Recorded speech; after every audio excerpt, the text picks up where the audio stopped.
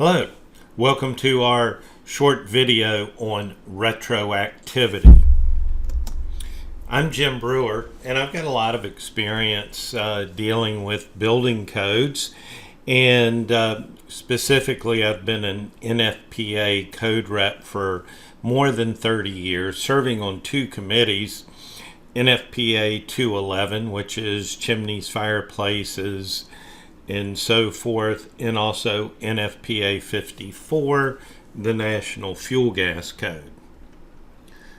So, what is retroactivity? And we're talking specifically with reference to building codes. Retroactivity is the concept that is found in nearly every building code and basically says that buildings built to prior editions of a code do not have to be upgraded or meet current requirements of the latest editions of the code. And there's a lot of good reasons why this is true, which we'll talk about. You've probably heard the term grandfathering or grandfather clause with respect to building codes. Well, that's what we're talking about, but some codes call it retroactivity. Other codes call it the existing building clause. But, the common slang or common term for it is grandfathering or grandfather clause. So, retroactivity exists to prevent requirement for expensive upgrades to a home every time the code is changed or updated.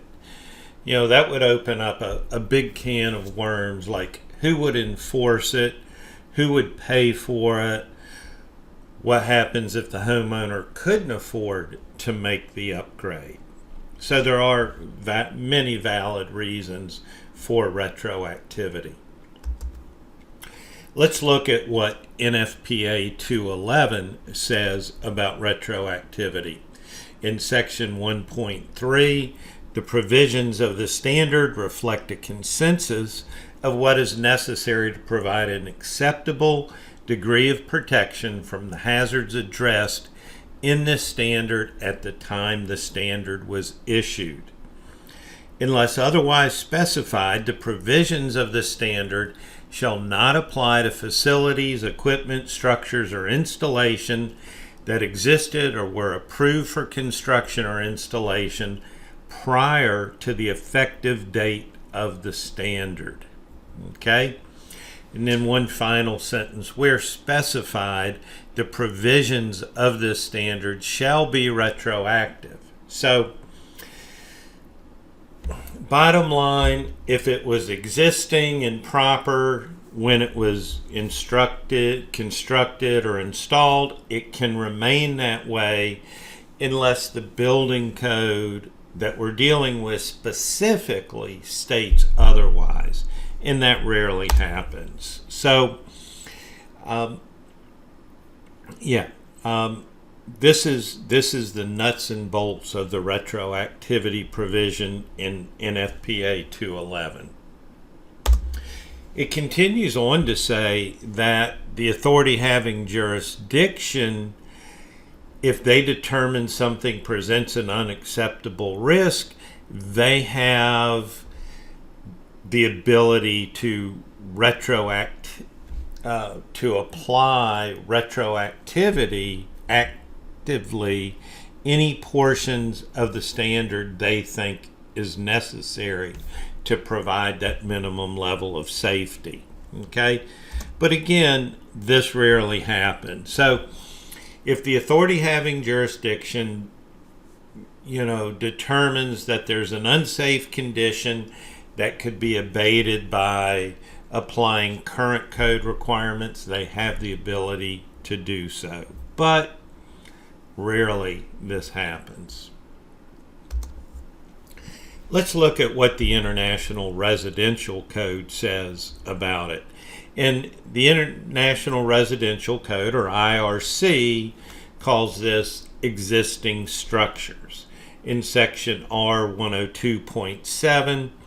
They say the legal occupancy of any structure existing on the date of adoption of this code shall be permitted to continue without change except as specifically covered in this code, the International Property Maintenance Code or the International Fire Code, or as is deemed necessary by the building official for the general safety and welfare of the occupants in public. So this section is saying that existing buildings can continue to be used without change unless a specific provision in the IRC, IPMC, or IFC state otherwise. And also the building official has the ability to require changes or upgrades for general safety. But again, these things rarely happen. Okay? The concept of retroactivity or grandfathering is pretty well established in the building codes, and rarely is there a change to it. Let's look at a few examples that will illustrate how retroactivity works and the purpose of it. So, slammer wood stove inserts. Okay? During the energy crisis in the 1970s, the cost of heating homes rose significantly and people were looking for cheaper ways to heat their home. Wood-burning inserts became popular to improve the efficiency of the fireplaces that were already found in many homes. However, it didn't take long for the problems created by these inserts to become evident. There was increased creosote buildup, and this led to many chimney fires, and it also created a type of tarry, glaze-like creosote buildup that was nearly impossible to remove at the time. Since we've found some solutions to removing this glaze-like tarry buildup, but back in the 70s, early 80s, we really didn't have anything for that.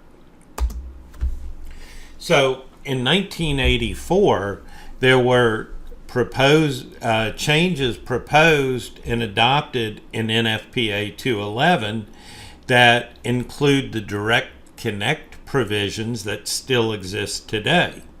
Okay?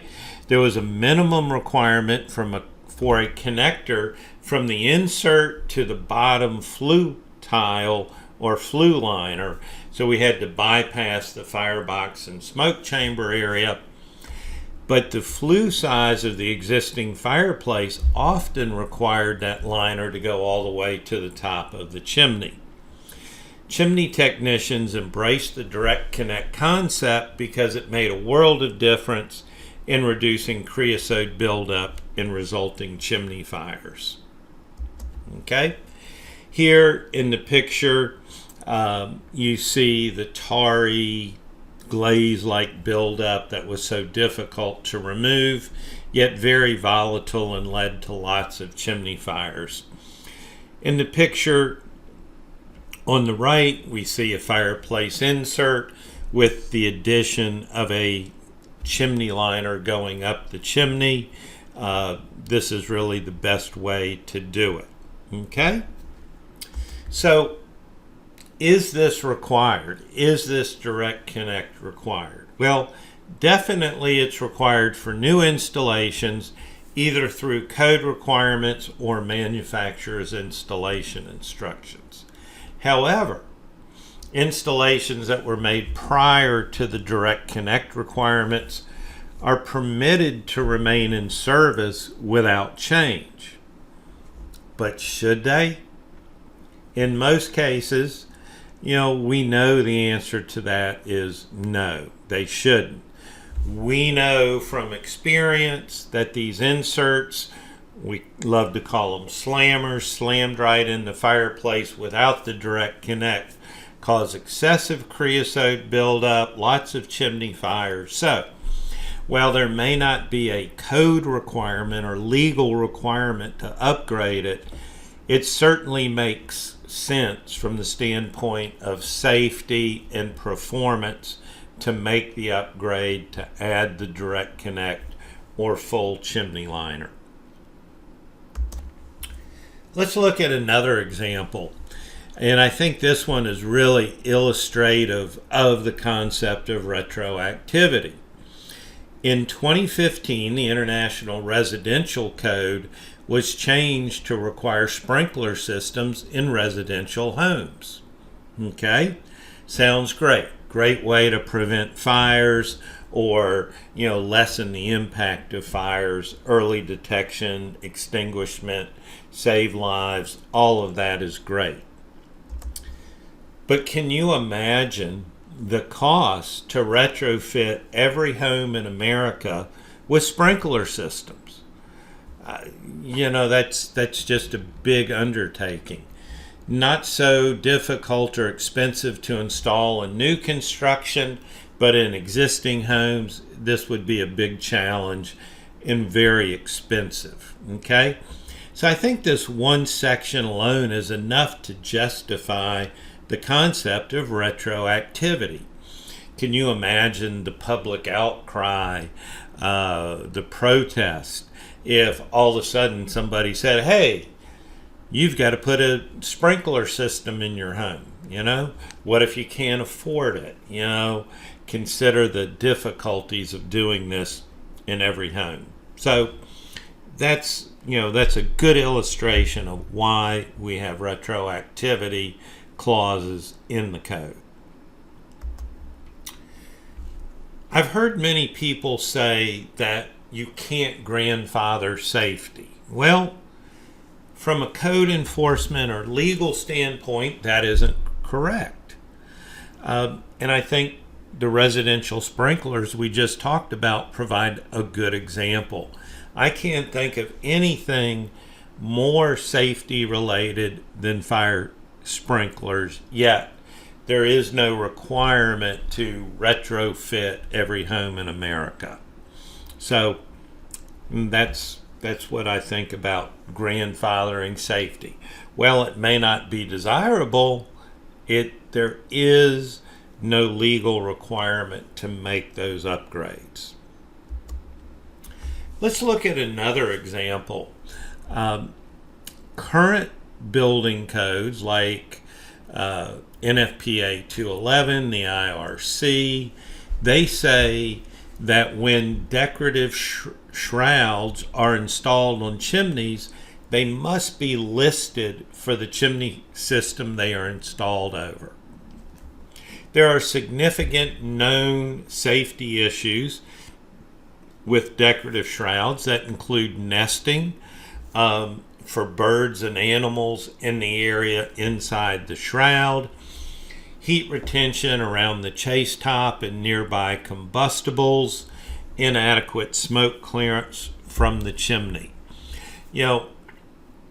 And these things are, they're built to hide or disguise the standard chimney cap that's designed to work with that chimney, but they create, a number of problems as we've discussed.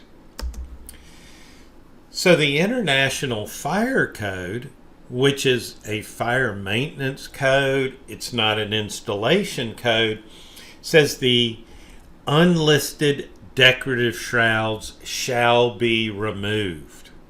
Okay? Unlisted decorative shrouds shall be removed. So this is not dealing with new installation. This is dealing with existing installations. And this provision clearly supersedes retroactivity and is an indication of the inherent dangers of improperly designed shrouds. Okay? So this is found in the fire code, and it gives fire officials the ability to require the removal of shrouds. There's been a lot of, apartment complex, condo complex fires that were the result of decorative shrouds, And so I think this gives the fire official that ammunition they were looking for to require the removal. So what's the bottom line on this? So retroactivity is a legal consideration. Is there a legal requirement to change or upgrade an installation? And the answer is usually no, there is not. But should I upgrade? And often the answer to this is yes. Building codes evolve and change based on experience and fire loss data. Current building codes contain the modern wisdom about what is necessary to provide an acceptable level of safety. So often there's a good reason to make upgrades even if you're not legally required to do so. We all want our homes to be as safe as possible, and the current codes give us an indication of what the consensus is on what's necessary for the best level of safety. So I hope you found this useful and helpful to understand the concept of retroactivity. If you ever have questions I can help you with, feel free to reach out. I love to talk about codes and safety. So have a great day. Thanks for watching.